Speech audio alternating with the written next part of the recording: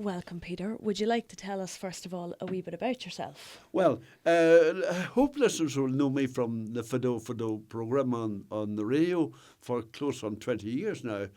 And I've been on other programmes also. But the point about the story in relation to the embankment is that I'd like it to be absolutely clear that I'm not an historian. I hold no academic qualifications other than having sat the leaving certificate in history close on 70 years ago. And can you tell us, what do you know about the history of the Lord Limerick embankment? Well, can we start with Lord Limerick and who he was?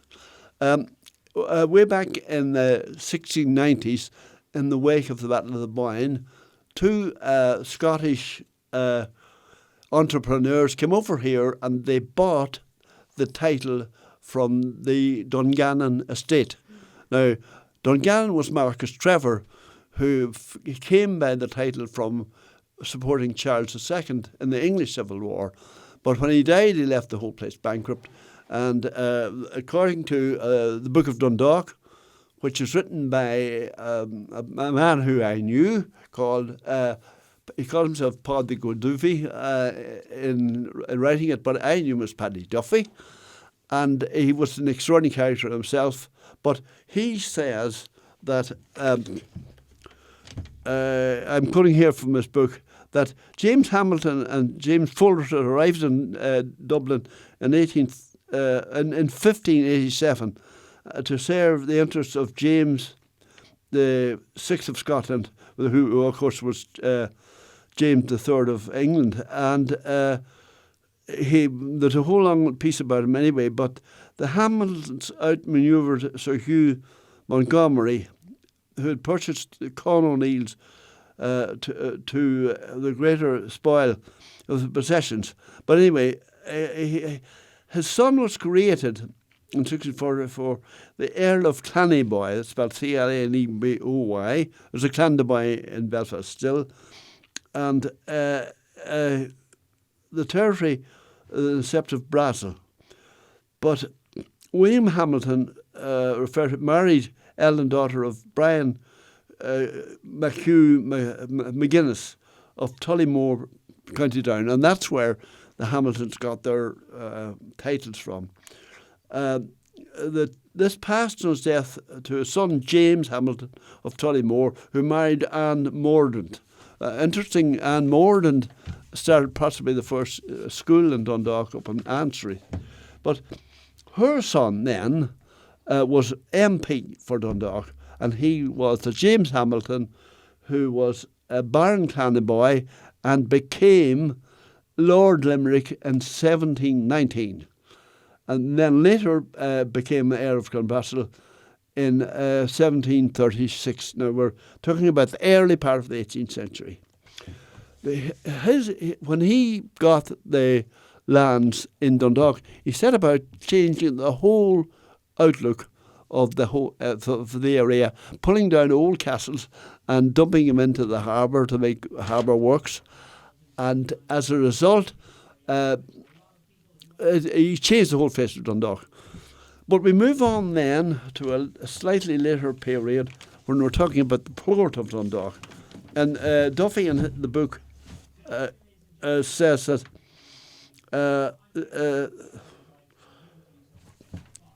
the expenditure of money was entrusted to Lord Limerick. This is by the old Irish Parliament and it is alleged, now he says it was alleged, that he utilised a portion of it for the construction of a rampart from Soldiers Point towards Blackrock. Duffy goes on to comment, which is a kind of a political comment, may or may not be true, which improved the adjoining land without aiding the efficiency of the harbour. Now, we see what he was up to, and various people in the town challenged his right to those lands in there. But those lands remained with his family's estate until the early part of the last century, the 20th century, when there became an issue about the drainage of it. And rather than go to law, the then Earl of Roden wrote off the title to the Dundalk Urban District Council, which had been created in 1899. So that's how the Dundalk Urban District Council got the title for the rampart, and how it has now passed on to the Louth County Council. So anyway, that's briefly how it all started. Well, that kind of covers the life of the Lord Limerick and the history of the embankment itself. So I suppose the next thing is, can you tell us anything about the landmarks which existed around the embankment? Well, there was a lot of landmarks. We were looking. I have a map here in front of me, and was drawn up in 1835 by a guy called Matthew Moore Graham. Now, Matthew Moore Graham was an extraordinary character in his own right, and if you want to know about him, you'd have to look at the old archaeological journals. But he was almost illiterate person who was pretty well self-educated, but he was so good at drawing maps that no less a person than John Neville, who was surveyor for Louth, entrusted to making the first ordnance survey maps of the area. Incidentally, Ireland was the first country in the world to be have an ordnance survey made of it, but that's a different story. But anyway, this Matthew Moore Graham apparently was born somewhere along, in a very small holding, somewhere along the Blackwater stream, and when in his youth, somewhere in pre-famine times, the land was seized from him by presumably the Roden estate, I don't know, and he went out to live in Dowdall's Hill. But I have a map here which we are looking at the moment, and it shows a map that was made by him and revised in 1939 or 40, about that time, which the copy of which had been in the town hall, and it was used to overlay any claims that were being made to various places. But the interesting thing, the South March, which the rampart itself fronts, is the largest townland within the urban boundary of Dundalk. It is almost 900 acres, which is a big size. And the land behind that came to the Dundalk Urban Council and then on to the Louth County Council. So that's the landmarks on it. Basically, it started at Soldiers Point, and of course the story of Soldiers Point itself is very complicated and long one. There's no explanation. And it goes to another historic part of the area called the Lokers. And the people who tell you that actually goes back to Queen Maeve's time, if she did exist even. And I think the idea was that it would have gone to, 200 yards more to McGuigan's Rock on the outskirts of Blackrock, and would have enclosed that whole area. So that's possibly that. Landmarks on it. The interesting point about it was the Red Barns Road had a road leading down to it, which people now call the Shore Road. But older Dundalk people of 150 years ago said the Shore Road was the road from the Quays to the Soldiers' Point. And when it changed, I don't know, but probably with the building of the Navy Bank embankment. Right, do you want to continue on with the landmarks and that sort of stuff? Oh yeah, go Okay. for it, absolutely. So that's it. I mean, tell me what else you know about the landmarks around the embankment. We'll talk about the Long Avenue, because originally it was called the Grand Avenue. Because one of the ancestors of Lord Limerick, I don't think it had been Lord Limerick himself, had an idea that they were going to build a manor house behind the embankment at the end of what was known as the Green Avenue, which is an extension of the Long Avenue. Now, there is a Dundalk belief that the Long Avenue is exactly 1 mile in length, It's not true. It's slightly longer. But that's just by chance. But older people that worked in the railway said there was really ornamental gates in the old railway works that were meant to be at the top of the Long Avenue at the Hill Street end, but that they never got round to putting them up. Mainly because when they went to look to build the house, they discovered the foundations on reclaimed land wouldn't support a large house. And I do recall being at council meetings where the engineers came in and said you couldn't build anything in there for maybe 100 years. So who knows who was right. Just another little anecdote about the Long Avenue. When I was a child, I do recall that there was trees on either side, so it was a real avenue of trees at one time. During the wartime, emergency people went down and cut down the trees for fuel, and that's where the avenue went to. So that is, there are lots of people living along Long Avenue, call it the Avenue Road now. It's not the Avenue, it's the Long Avenue. Anyway. That's a tower. So will we move on to the wildlife? Yes. Do you know anything about the wildlife around the environment? Well, other than I love birds, feed birds in my garden, look at them. And I have a friend who lives down the shore road and he feeds the birds. And he sees all sorts of birds coming and going there.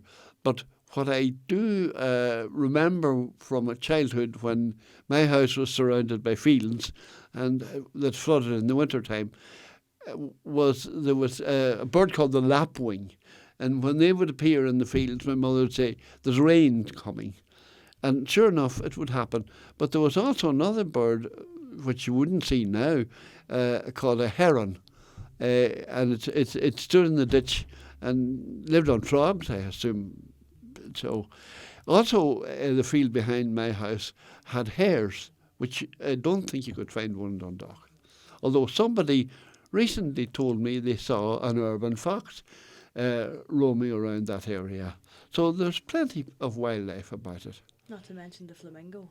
Well, the flamingo is a different story. He made a mistake. He was off his territory. Nobody knows who the flamingo, where he came from. There is a belief that he may have escaped from an ornamental park somewhere down the south of Ireland and came here. But he made friends with the swans anyway and stayed for several months. And that's what of course, the swans at the quay are famous, but they spend the summertime there, and the wintertime they go back into the lakes around the Carrickmacross area. Well, that's where they come from. That's where they come from. Oh. But if you go to anybody wants to see this for themselves, go to the end of the Point Road, and there's a chart showing the wildlife of the marshes across. I understand that area on the North Marsh is a protected area. Even though at one time somebody had an idea they were going to put an airport over there, which maybe it as well didn't happen. Never heard that, Peter. No, well, it did. It was true. And I recall there was a sort of an airport at out the Dublin Road, and people called Madole. One of the first planes around Dundalk was owned by a man called Madole. That's a tower. Whereabouts was that? It was just beyond Lorgan Green, in that area. Right. Do you feel that a balance can be struck between protecting wildlife and carrying out necessary repairs and perhaps even some carefully considered upgrades on the embankment? Well, no. I mean, if I didn't think that, I'd go home and go to bed, as my old employer used to say, it's worth getting up in the morning. I mean, there has to be a possibility that wildlife can be maintained and actually maybe even improved, because I understand, and you probably know more about this than I do, that there was a very intricate survey made of the saltings, which is the land beyond the actual rampart itself, after 2000. And a lot of I've seen parts of it, and it's very detailed and shows what might or might not be done. One of the things, of course, badly needed is more money for drainage in what's called the marshes. Now, there's an old Dundalk joke that anybody born in the marshes are born with webbed feet. But, of course, that I can say that because I've lived there most of my life. Other people might be offended by that, but I wouldn't be. But, again, there's a belief that the general term marshes were not all marshes. That in the old medieval towns, they had the approach to a town was called the marches, and there's one out in Carlingford they call it the marches, and the old people who live up on the upper marches or merches are not living in anything approaching a marsh. So it is a part of the town I'd be passionate about, but I don't see why some sort of maybe some wildlife preserve couldn't be there out in that park that they have at Moor. And I think a lot of people out there, like people like Anthony O'Hagan and all those, really have done an awful lot of work to try and preserve what they have. So if that answers your question, yes, I'm all for it. Yeah, very thoroughly, Peter. Thank you. In your opinion, is the embankment doing as good a job today of keeping Dundalk above water as originally intended? Yeah. Is there a serious danger of its collapse? Well, I think if you read all these things about global warming, I think we're due a tidal surge, and that the embankment won't stop it because there are gaps, and it would come round it either way, come up the river. I wrote one time saying that the tide might reach St. Patrick's in Roden Place, and people thought, well, that's fantastic. That couldn't happen. But you see it happening in other parts of the world where the global water is rising, and Dundalk is a tidal town. So what could we do? I think it will require an awful lot of money, but one of the first things might be to bring the embankment right across to McGuigan's Rock, the higher part of the entrance to Black Rock. And at the other end, there was a plan by the old harbour commissioners to create some sort of lock gates there and link it to the land on the far side. Well, all this is money, but where the money's coming from?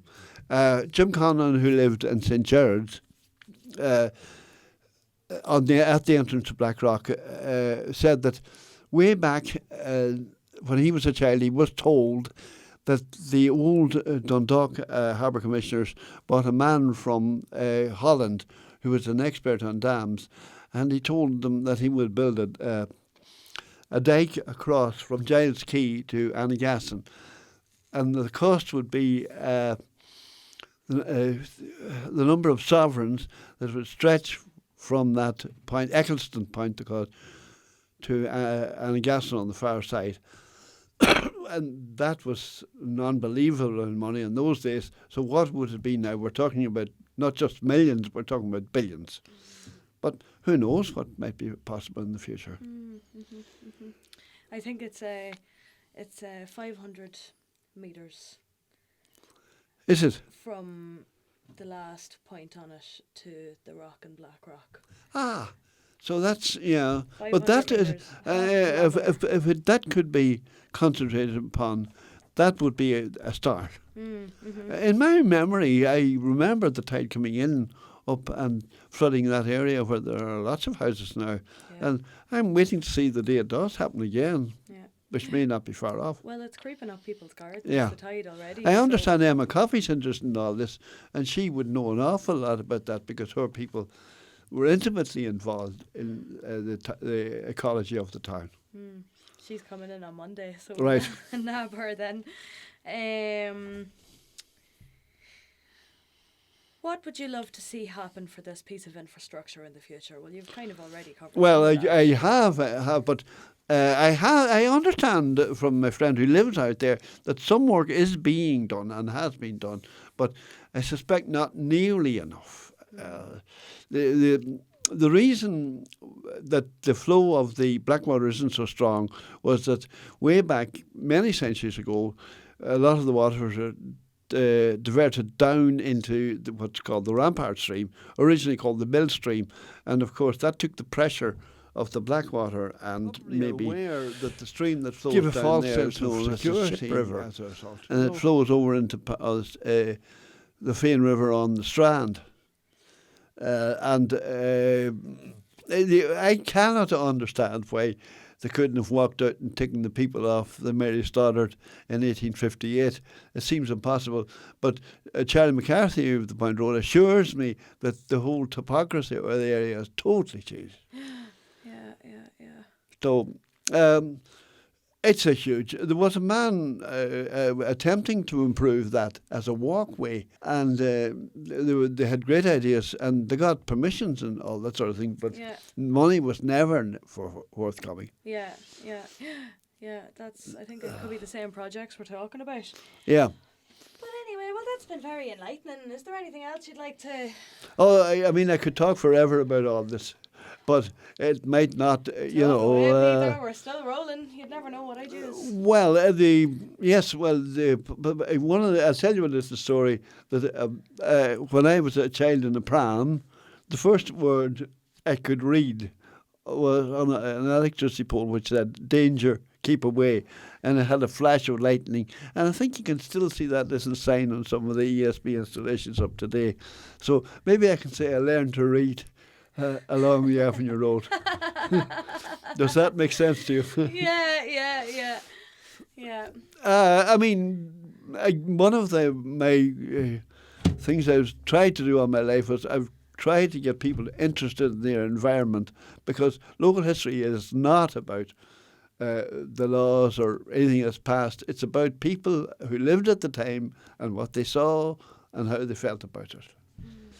I don't know how you you probably do think that way, and local history should be taught as a subject in the school, quite apart from history, academical history. So that's my Dundalk, or is it my Dundalk? I don't know. Older Dundalk people used to say to you, you cannot be a Dundalk person unless you have your 4 grandparents buried in Castletown. Well, now, that is impossible now. It is. What do we do now, Peter? How do you know you're from the town? Well, I think I'm a strange Dundalk person, and I really love the town well. My ancestors mainly came from Donegal and Derry area, and I like that part of the world well. But Dundalk itself is so diverse and so interesting. I tell people that Dundalk has 1,000 secrets if you were only to just look around you. Absolutely, Jesus. So we were the gateway to the north, all kinds of ructions. We were. And one of the little stories that really intrigued me and was told me by Father Murtagh, the PP out in Dunleer, was that